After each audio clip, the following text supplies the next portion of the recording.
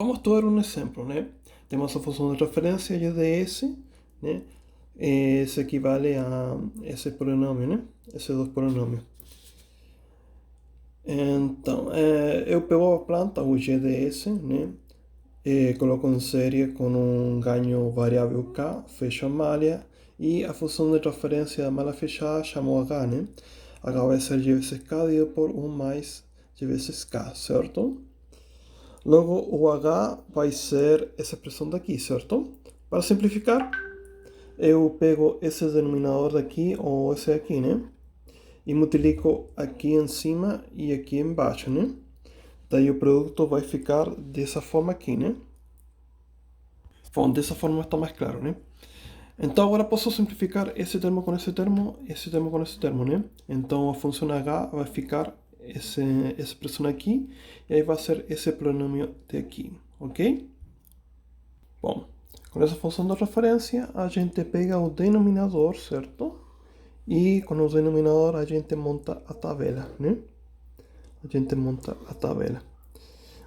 A deriva mais alta é esse cubo, né? Então eu escrevo esse 3, esse 2, esse 1 e esse 0, né?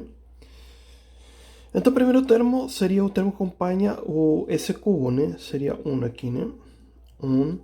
Depois eu vou ir para o próximo termo ímpar, né? O próximo termo ímpar é esse aqui, né? 62 mais 3k, né? Na verdade, eu pulo um espaço, né? Pulo um espaço aqui, né? Assim sucessivamente, né? Daí, a segunda fila, né? Tem esse quadrado, procuro o termo que acompanha esse quadrado, seria esse aqui, né? 15. Daí pulo um espaço e o próximo termo vai ser 18 mais 21k, né? 21k. Desculpem, isso aqui é 21k, tá? 21k. 21k, tá?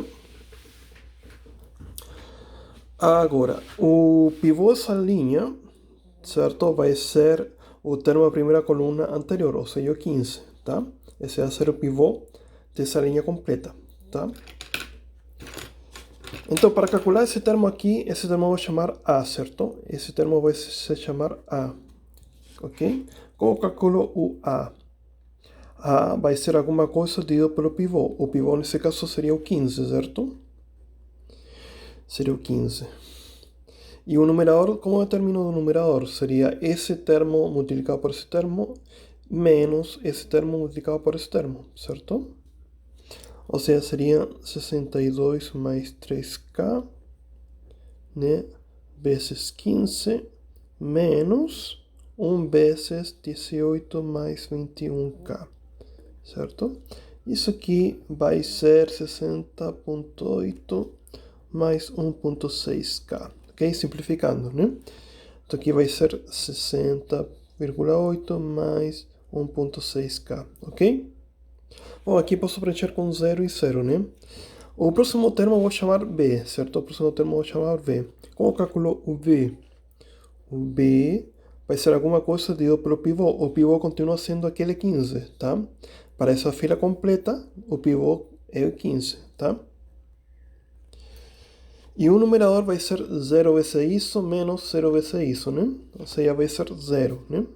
0. Então esse termo é 0 e aqui é 0, tá? Agora, para calcular esse termo aqui, vou chamar esse termo C, tá? Agora, o pivô dessa linha completa vai ser o termo anterior da primeira coluna, ou seja, esse aqui vai ser o pivô agora, tá? Ou seja, o termo C vai ser alguma coisa dividido pelo pivô. O pivô vai ser 60,8 menos 1,6k, certo? E o numerador vai ser esse termo por esse, né? Menos esse termo por esse, né? Então vai ser 18 mais 21k vezes 60,8 mais 1,6k, né? Menos 15 por 0, né? 15 por 0. Aí eu posso simplificar esse termo com esse termo, né? Então vai sobrar isso aqui, 18 mais 21k, certo? 18 más 21K. Entonces C va a ser 18 más 21K. ¿Ok? Agora, os termos da primeira coluna tem que ser todos mesmo sinal. Se esse é positivo, esses dois tem que ser obrigatoriamente positivos, né? Mas observem, vocês sabem que o K tem que ser sempre positivo, né? Não existe K negativo, né? Ok. Para esse termo aqui, podem ver que não existe um K positivo que faça essa expressão negativa, né? Certo? Não tem como esse termo ficar negativo, certo? Então a gente não precisa analisar. E esse outro termo aqui, 18 mais 21K, né? Não tem nenhum K maior que zero que faça o termo completo negativo, né? Então aqui também não precisa analisar. Então, na verdade, não existe um K que faça esses dois termos negativos. Ou seja, não existe cruzamento no eixo imaginário, tá? Não existe cruzamento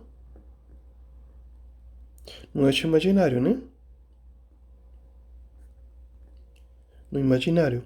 Ou seja, aqui não temos frequência de oscilação e não temos período de oscilação, certo? Vamos ver o resultado no simulador para entender o que aconteceu, né? Fazemos S igual essa expressão daí, né? S igual ao TF ds, né? Daí a gente escreve a função de referência G igual essa expressão daí, né? Daí a gente faz R locus de G, né? R locus de G. E a gente observa as curvas da função, né? Isso aqui. Olhem aqui. Podem observar que as curvas coloridas não chegam a atravessar o eixo imaginário, certo? Não chegam a passar pelo eixo imaginário, não cruzam, né? Ou seja, o sistema nunca vai oscilar, tá? Ou seja, não tem ganho crítico, não tem frequência de oscilação e não tem período de oscilação. Ok?